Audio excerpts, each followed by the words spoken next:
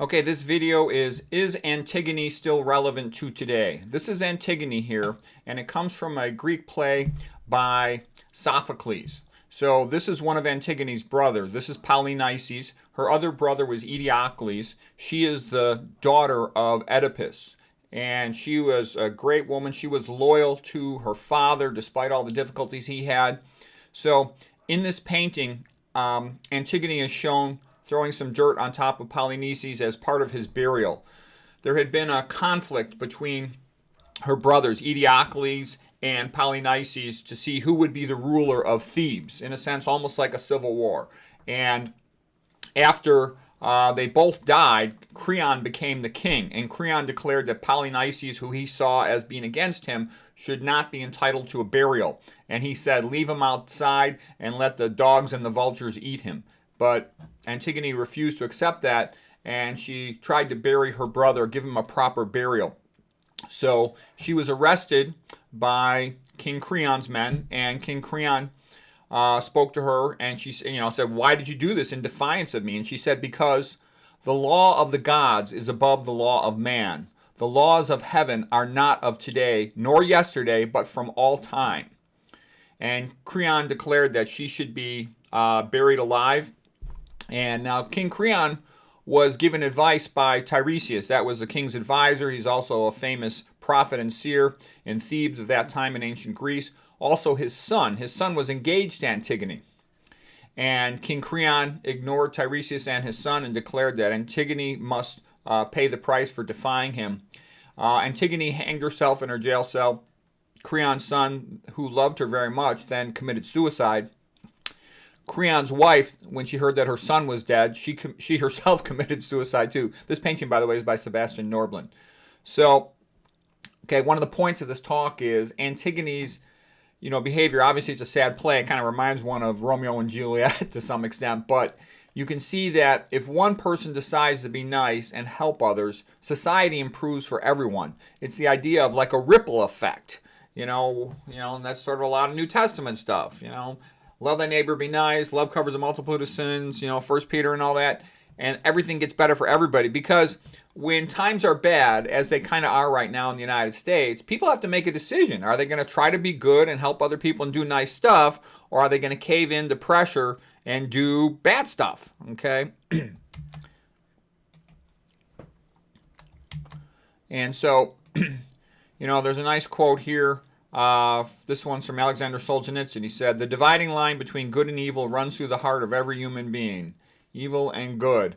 Okay? Socialism of any type leads to a total destruction of human spirit and a leveling of mankind into death. A decline in courage may be the most striking feature that an outside observer notices in the West today. The Western world has lost its civic courage, and that which is called humanism, but would be more correctly called irreligious anthropocentrism, cannot give answers to the most essential questions of our life. There is a way to help men understand. It is by art and literature. Okay, Alexander Solzhenitsyn, author of Gulag Archipelago. And this totally echoes Ayn Rand, and Aristotle. Aristotle said literature is more important than history, because history only tells you what man was, but literature tells you what he might be. The idea of art is, Ayn Rand had said, is the energizing fuel for the human soul.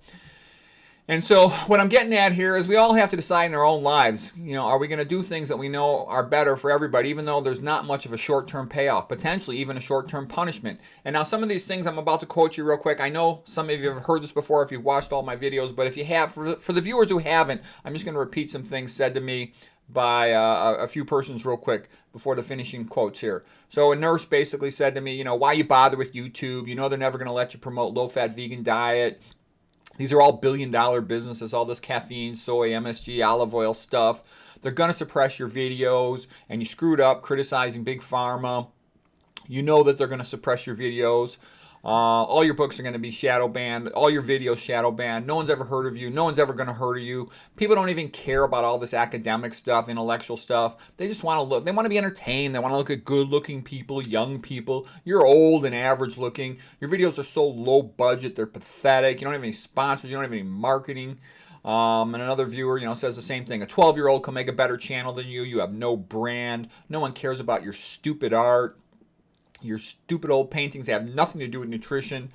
A popular channel has a brand, a picture of a person on all their thumbnails. You have nothing. You have no SEO, search engine optimization stuff. Your video descriptions suck. You are lazy. All this stuff about books, religion, and culture, it alienates your viewers who just want to hear about nutrition and health. It's bad for your business. You should stop it. The internet's all about marketing. You either learn it or your channel is going to fade away. Me, well, I was just hoping to make good videos and people would eventually discover the channel. It's just a hobby. Viewer, that's what all the losers say. Me, you might be right, but I'm going to try to help the pros. Okay, St. Augustine, wrong is wrong, even if everyone is doing it. Right is right, even if no one is doing it. Dostoevsky, God and the devil are fighting for the heart of men.